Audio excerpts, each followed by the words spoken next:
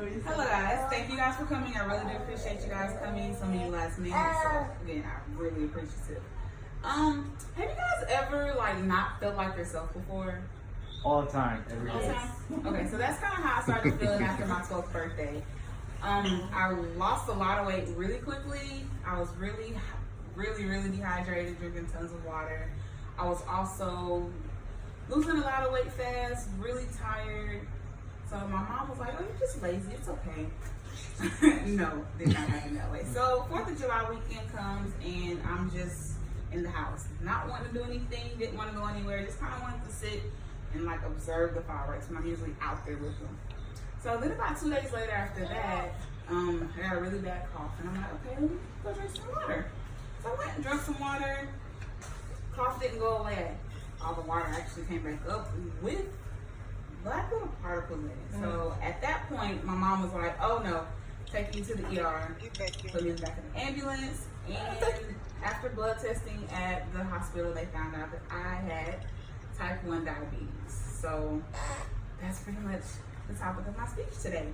Type 1 diabetes is not curable. However, once knowing what it is and how you can get it, how the treatments are and the management for it, and complications that can occur from it, you pretty much live a regular, normal life. And with me having it for about 13 years, doctors over the years, specialists, endocrinologists, primary doctors, and lots of research myself, I kind of have a pretty good idea of what the disease is and all the other stuff for it. So the first thing I'm going to teach you guys about is understanding what it is. So, according to Beyond Type 1 and also my personal definition as well, Type 1 diabetes is a autoimmune condition to where your immune system attacks your beta cells of your pancreas and pretty much you don't produce insulin anymore. It causes high blood sugars and lots of other complications.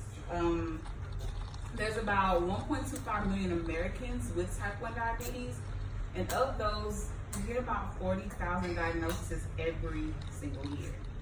And since most of us are in our 20s, there's about 200,000 people under 20 with type 1 diabetes.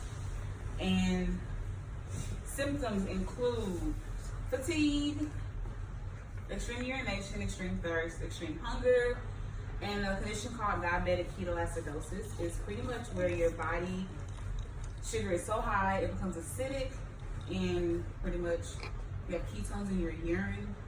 It can cause yeast infections and a lot of other stuff down there, which is really horrible. I went through that. But that's pretty much the symptoms that can cause or let you know you have type 1 diabetes. And then moving into the treatment options, I have my visual aid here. Pretty much as type 1 diabetic, you're going to be on insulin for the rest of your life. That's just a given.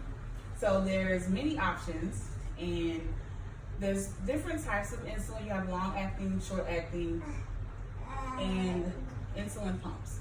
So I actually use the Omnipod tubeless insulin pump. It's pretty much, it's actually a real pod. So on my body for about 3 days, I control what my insulin dosages are via the diabetes manager. And then there's a tube pump. It's kind of stays on you with the tube being kind of similar to an IV tube, but it's really smaller. And it pretty much gives you insulin just like the tubeless would. Then you also have to check your sugars via glucose monitor, which is continuous, which is the one that I use, or a manual where you poke your finger, put it in the test strip, and it tells you. There's pens, vials, and of course insulin pumps for treatments. As well as keeping up with your healthcare team, your endocrinologist who's a specialist for diabetes and other endocrine system functions, your primary doctors, just keeping up with your care team to prevent complications is going to be the best thing to do, because the complications I'm going to tell you are not pretty.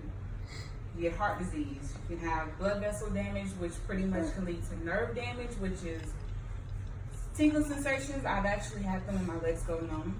I don't have nerve damage per se, but it is an option.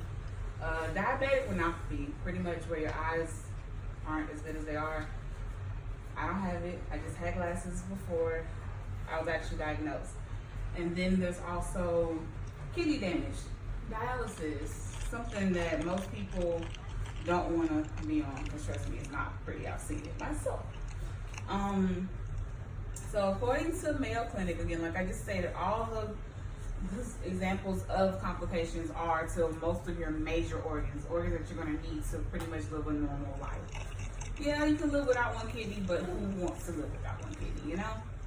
So pretty much just understanding the complications and how to treat them will really help you guys learn more about it, especially if you know someone that could possibly have it, or like me, I'm a spouse, my husband knows I have it. So it's pretty much just really getting to understand the complications. So again, like I said before, type 1 diabetes is not curable, but with management, treatment plans, and also just knowing the symptoms and complications, you can live a normal lifestyle. And I don't see it as a death sentence. I see it more as, okay, life threw me a curveball.